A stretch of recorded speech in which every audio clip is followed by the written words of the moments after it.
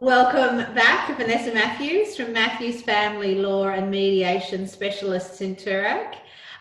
Today we're talking about property and prenup, and it's probably a discussion that some people don't like to have, but no, it's not very romantic. It's not, but we're just going to put it out there and be transparent and take what you want from it. Yeah. During one of our earlier conversations, Tonya, we talked about asset protection and clarifying a myth that asset protection that might have been recommended by your accountant by holding assets in trusts and so on, that those protections from tax and also from professional, perhaps a negligence claim, those don't operate to protect assets from a claim during or after the breakdown of a marriage. And you may well say, well, is there anything people can do to protect assets from a claim? And the answer is that there is. People are really familiar with the concept of prenup, but some years ago now, the Family Law Act was amended to provide for what we call binding financial agreements. We've always had a type of prenup, but they were not binding, and they were just what we call a record of intention. But we now have binding financial agreements that can be entered into pre-marriage or pre-de facto relationship, and they can be used to protect assets. So you might have a situation where someone comes to this new relationship already owning real estate.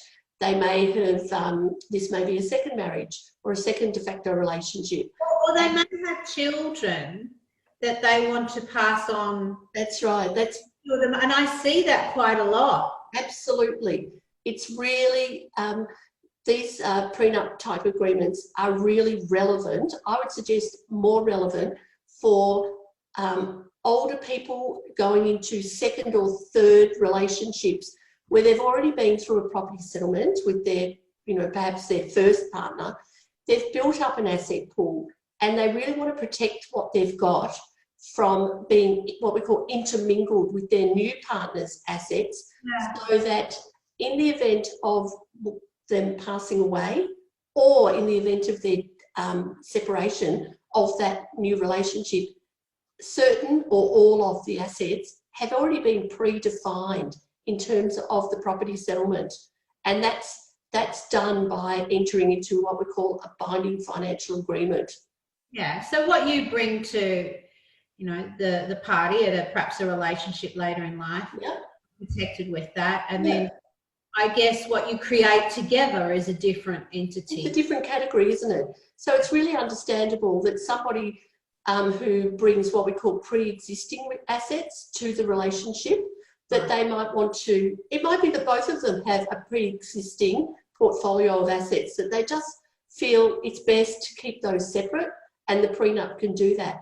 The other advantage of a prenup is if the parties believe that they're going to receive perhaps a sizable inheritance during the relationship. Yeah, what they think's coming in the future. Yeah, and so they want to pre-agree that any inheritance or gift that they receive during the relationship, without there being a separation, will also be kept separate if there is a breakdown in that relationship down the track. So we can do these binding financial agreements before the relationship starts, after the relationship has already started and the relationship is absolutely happy and ongoing, or after the relationship has broken down and after divorce. So they're very available to people. The issue is, though, that both parties have to agree, both parties have to get their own independent legal advice, and both parties have to have their own lawyer sign off on a statement of legal advice having been provided. Because often we find that a prenup or a binding financial agreement is going to be advantageous for one person, but potentially not so advantageous for the other person. It's almost like to ensure it's fair for all parties concerned. Yeah, and the test is, if you went to court to ask for a property settlement, the judge has to be satisfied that the outcome is what we call just and equitable. But with prenups and binding financial agreements, you're agreeing to work outside of the court. You don't want a judge to review, and so there is no test of just or equitable. It's just is the prenup, has it been validly prepared, and is it compliant? Last question for you. What is the fundamental difference between a prenup and a binding financial agreement? What is the difference?